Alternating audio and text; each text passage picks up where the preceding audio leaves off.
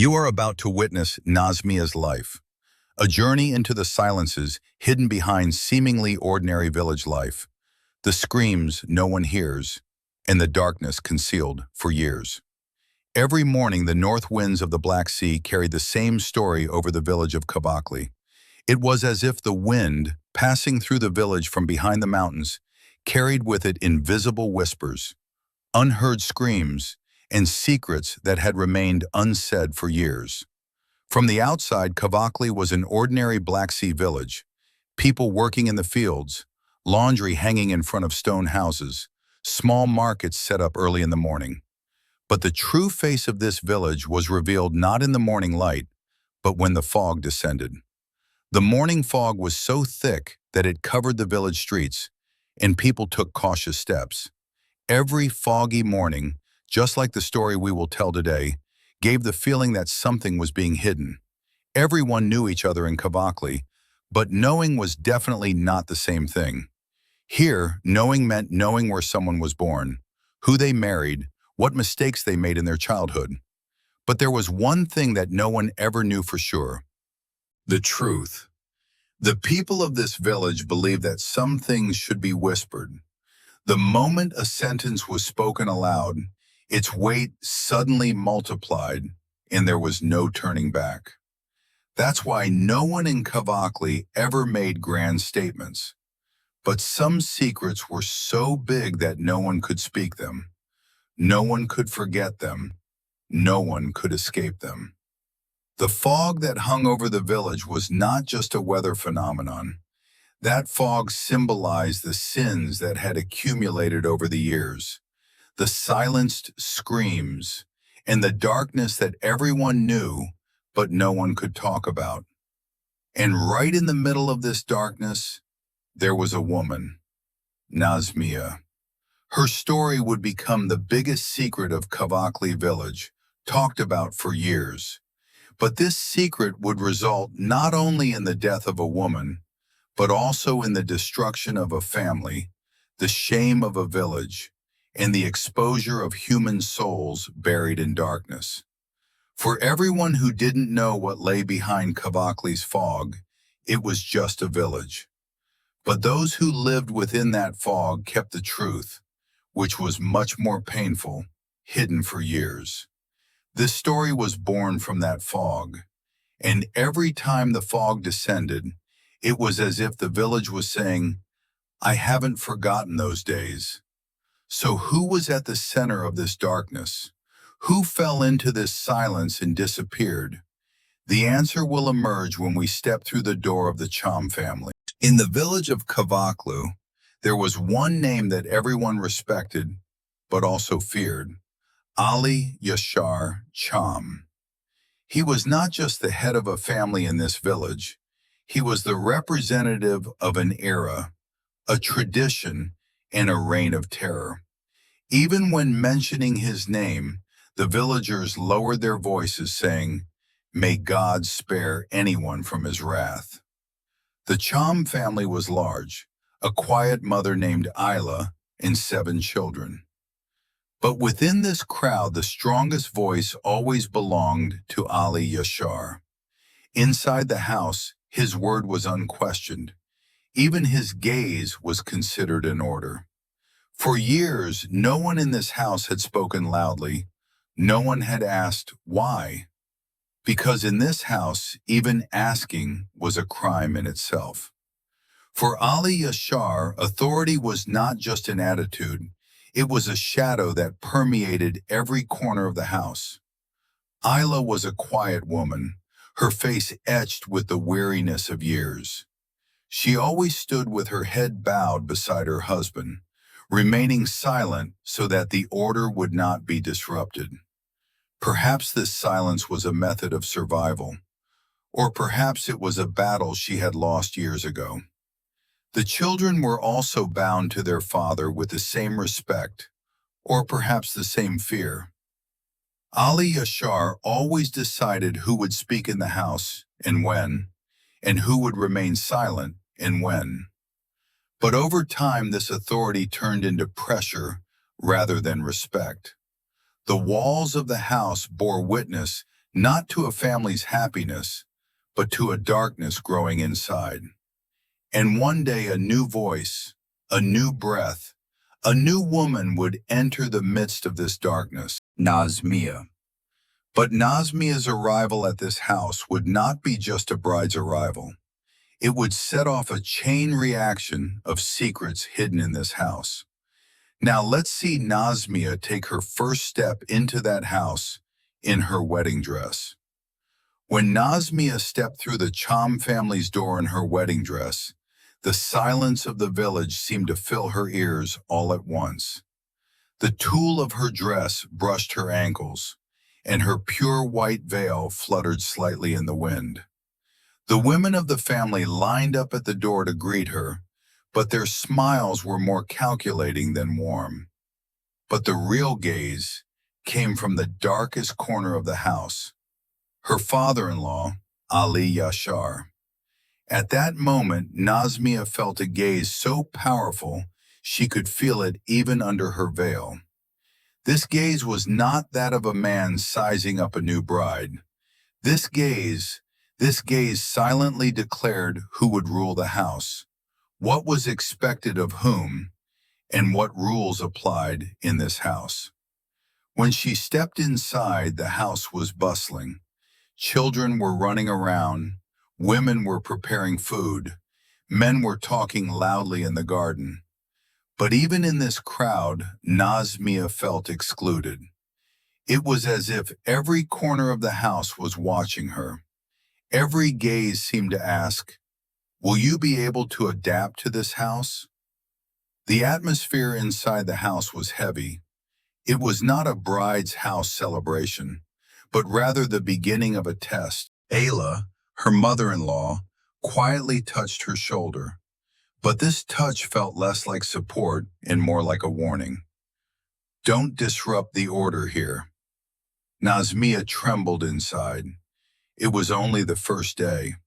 She had sensed that something was wrong in this house, but this feeling would give way to reality in the days to come. The walls of this house held not only sounds, but also dark secrets that had been hidden for years. Nazmiye didn't yet know what this meant, but she would learn soon enough. And the real storm would begin after she entered that house as a bride. Now let's see the terrible change Nazmiye experienced in the first years of her marriage. In the first weeks of her marriage, Nazmiye believed that everything would get better with time. Like any young bride, she considered it her duty to be patient, learn the household chores, and show respect to her elders. But in the Çam family home, even patience was a test, and Nazmiye's test began in her first months. Although the order of the house appeared to be traditional family discipline from the outside, there was an invisible pressure inside that made it difficult to breathe.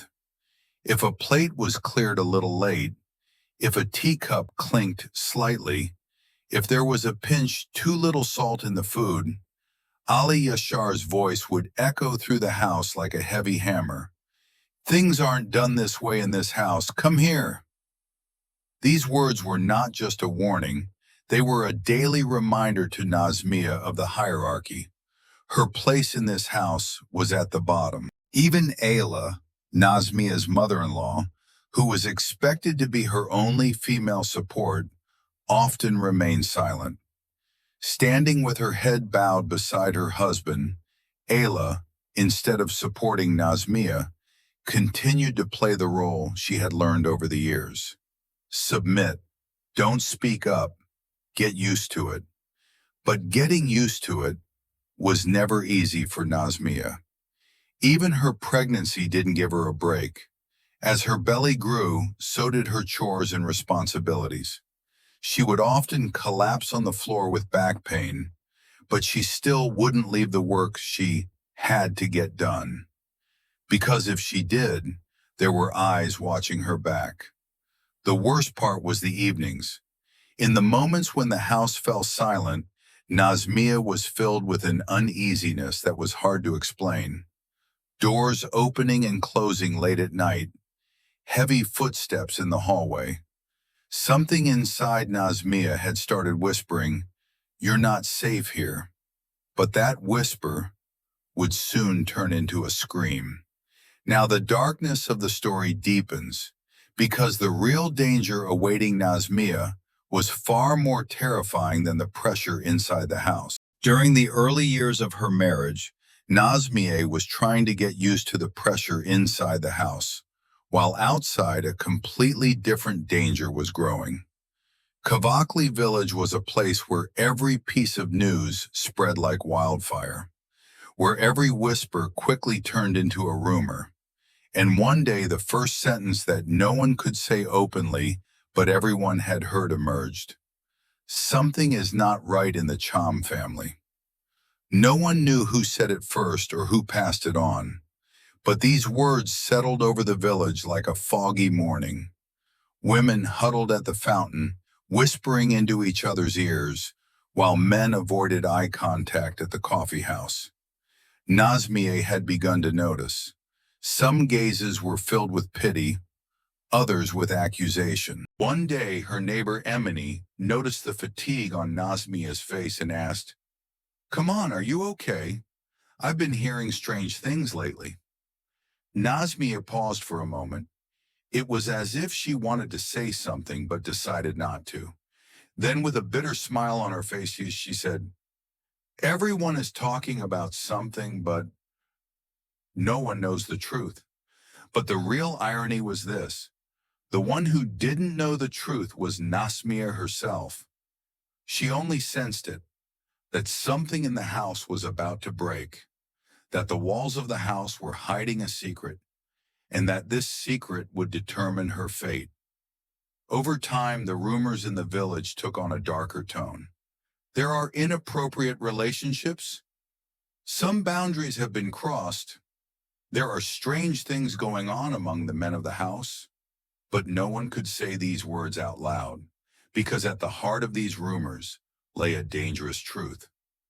Nazmiye, meanwhile, stood at the very center of a storm she didn't yet know about, and that storm would soon hit her face like a harsh blow. Now, these rumors began to threaten Nazmiye's life. Nazmiye was now hearing the rumors circulating around the village. But what really hurt her was not what was being said in the village, but the silence inside the house. The whispers outside hurt her the most, but the silence inside threatened her life. In recent months, Nazmiye had begun to feel that the atmosphere in the house had changed. It was as if the walls were closing in, the corridors were darkening, footsteps were becoming heavier, and stairs were lingering longer. Every corner of the house was filled with an invisible pressure weighing down on it. One day when her father-in-law, Ali Yashar, entered the door, his gaze carried not just authority, but also an incomprehensible strangeness. The gazes of the younger brothers, Ahmed and Mehmet Ali, were also not what they used to be. In their eyes, Nazmiye was no longer a bride, but a target they were circling. As evening fell, her unease grew even stronger. Nazmiye found herself staring at her bedroom door at night. Every footstep she heard in the hallway sent a chill down her spine. As the months passed, these sounds became more frequent. Once in the middle of the night, she thought she saw a shadow in front of the door. She wanted to call out, but her tongue was tied. A powerful feeling inside her whispered, "You're not safe here." Nazmiye was no longer just a tired bride. She was a woman who sensed that something was wrong in the house, that certain boundaries had been crossed, and that something bad would happen if she stayed in this house. But what she didn't know yet was this. The darkness growing in this house was not just gossip. This darkness was the foundation of a much greater crime. Nazmiye wanted to run away deep down, but she couldn't bring herself to do it, until one day she reached a point where she couldn't take it anymore, because the time had come for her to make a decision for herself. Now we will see the moment when Nazmiye first brought up the idea of leaving home. The decision to leave home and new hope. The pressure inside Nazmi had become unbearable. The invisible threat that roamed the house every day, the footsteps she heard at the door at night, the looks that said nothing but carried a darkness within. They were all like warnings. After a long battle within her heart, Nazmiye realized staying in this house could destroy not only her soul, but one day her body too. One morning, standing in the kitchen with a dishcloth in her hand and fear swirling in her mind, a sentence rose from within her. It was such a loud, such a definite sentence, as if it had been waiting to be said for years. I have to leave here. She said this sentence to herself first, then she carried it inside her for days, but she could no longer keep silent. One evening, when Hassan Shukru returned home, Nazmiye took a deep breath. Her hands trembled, but she did not back down. She looked at him and said, I can't stay in this house any longer. These rumors, this pressure, this life is not for me. I want to leave. Hassan didn't understand at first. Then he got angry. He took Nazmiye's words as arrogance, as disrespect. He raised his voice, filling the room with harshness. Where are you going? This is your home. But Nazmiye didn't back down this time. Her voice trembling, she said, This isn't a home. This place is hurting me. After a long argument, Hassan unexpectedly agreed, perhaps out of fear, perhaps under the pressure of gossip, or perhaps for some other reason he didn't know. He agreed. A small house was found in the district. They moved. For the first time in months, Nazmiye felt like she could breathe. Maybe now everything will be okay, she thought. But there was something she didn't know. Some darkness doesn't end when you change houses. The shadow follows its owner, and the morning that would change Nazmiye's fate was fast approaching. On the morning of November 2nd, 2009, clouds hung over Akçabat like a thin gray veil, slowly shifting position. The air was cold, but there was something sharper than the cold. The uneasiness inside Nazmiye that she couldn't explain. Every morning, the same routine tasks were performed in the small town houses, getting the children ready, making tea, closing the door and going outside. But that morning, nothing was ordinary for Nazmiye. Her 5-year-old son Umut, as usual, quietly held his mother's hand. Being speech impaired, he connected with the world through his eyes. And that morning, there was an unusual anxiety in Umut's eyes, as if he sensed something. Nazmiye put on her shoes, adjusted her headscarf, and headed for the door. The moment she placed her hand on the cold metal of the door, a shiver ran through her. It was as if, as she pulled the door shut, she was unknowingly closing the door on her own destiny. He closed the door slowly, carefully, as if he sensed he couldn't turn back. When they stepped outside, the street was almost deserted. The wind blew silently, shifting small stones from their places. Nazmiye's steps were hesitant. With every step, the same question came to her mind. What will happen to me today? The answer to that question would turn into a tragedy that would shake the whole of Turkey a few hours later. Nazmiye thought she was leaving the house that day to pick up her son from school. But that step was the last walk of her life, and only one person would see the next steps of that walk. The little boy who couldn't speak, but who saw everything. Now the story splits in two. Nazmiye disappears, and hours later, Umut is found. Hours passed after Nazmiye left home that morning. Around noon, the neighbors noticed that Nazmiye hadn't returned. By late afternoon, the anxiety had grown, and the silence in the house had become heavy. Normally, Nazmiye never spent a day away from her children without letting them know. But that day, there was no phone call, no news, no trace. As night fell, the atmosphere in the house became even more gloomy. The children asked about their mother, while Hassan Shukru sat silently. In that silence, only one thing was missing: Nazmiye's voice. The next morning, in the early hours of November 3rd, a villager walking near the town of Dalissa noticed a small movement. A small child walking barefoot on the ground. He was wearing a thin sweater, barefoot, cold, his face covered in dirt, but he was still walking. When they approached, the child lifted his head, those huge, silent eyes. Nazmiye's son, Umut, the villager, bent down to him anxiously. "My child, where is your mother? Where are you?" But Umut couldn't speak. Words didn't exist in his world. He only had his eyes to communicate. And in those eyes there was such fear, such emptiness. It was as if he had been trapped in a nightmare all night long. The gendarmerie was called immediately. Umut was taken to the hospital, the dirt was washed off him, but there were no answers to the questions, because the only person who could answer couldn't speak. And most importantly, Nazmiye was still missing. The distance between where Umut was found and his home was too far for him to have walked there on his own. This indicated that someone had brought him there. But who, when, and why?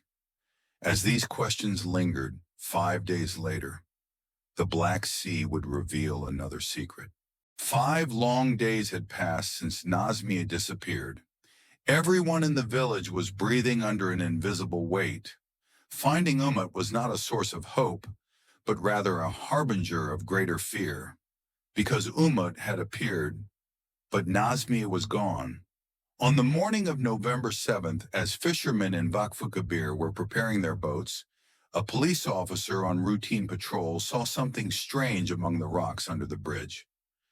Amidst the rocks pounded by the waves, a dark silhouette lay, as if washed ashore. At first, he thought it was trash. Then he noticed the fabric moving. As he approached, his breath caught in his throat, because that fabric was a dress, and inside that dress was a woman's body. As they pulled the body out, a deep silence fell over the scene. No one could speak at that moment. Even the sound of the waves echoed like a lament. The woman's face was unrecognizable.